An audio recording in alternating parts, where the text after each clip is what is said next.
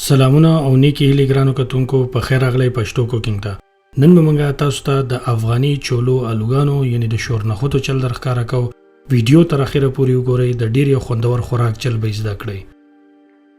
په دې کې به د ټولو مخکې زموږ په کاریږي 250 ګرام چولې. دا به په تودو اوبو کې او په یوه وړه قاشوغه سوډا کې د 8 غنټو لپاره پستېدو ته پرېږدئ.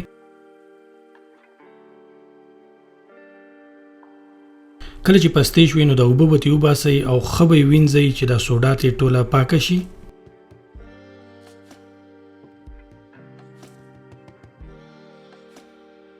کله چې پاکې وینځلې نو بیا به یو پرشر کوکر یعنی دیګ بخار ته ور واچوئ او تودې اوبه به پکې تقریبا یو 2 لیټره ور واچوئ سره د یوې وړې قاشوغې مالګې او سر به پې بند کړئ. تقریبا د 12 منټو دپاره به دې له بخار ورکړئ.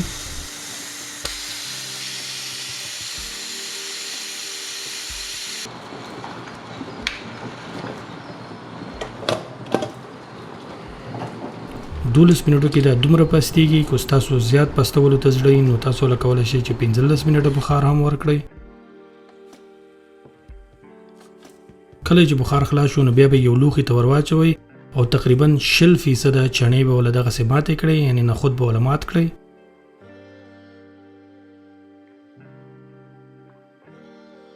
الوګان به له وخوټ کوئ، سپین به یې کړئ او دغسې وړې وړې ټوټې به یې پرې کړئ. شنه چکني به تقریبا زمونږ 2 غټې قاشوغې پکار وي. په هغې کې به یوه غټه قاشوغه د لیمو اوبه ور واچوئ، یعنې د لیمو جوس. یوه غټه قاشوغه به پکې د سرکې ور واچوئ او یوه وړه قاشوغه به پکې د مالګې ور واچوئ او ښه به یې د یو بل سره مکس کړئ، وبه یې لړئ. د شنې چکني ویډیو زمونږ په چینل کې شته دی، موږ به بیا هم په ډسکرپشن کې لینک ورکو، تاسو کولی شئ چې هلته یې وګورئ چې شنه چکني څنګه جوړیږي. اوس چې هغه الوګان تاسو کوم پرې کړي دي نو هغه به د دې چولو سره مکس کړئ، یعنې ور واچوئ ورته او ښه به یې د یو بل سره ګډ وډ کړئ.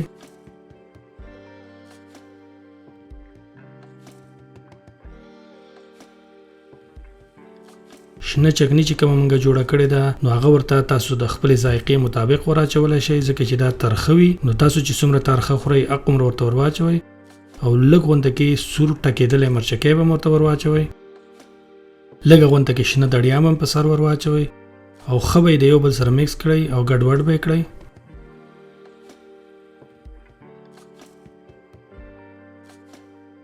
د سور مرچکي پوډر په موږ لږ ور اچولي دي، تاسو هم کولی شئ چې واچوئ او که زړه م نه کېږي نو کولی شئ چې پرې هم ږدئ. نو دا شو زموږ شورنخود. که ستاسو دا ویډیو خوښه شوې وي نو زموږ چینل سبسکرایبول مه هېروئ. د دې سره ستاسو نه اجازت غواړو. د الله په امان.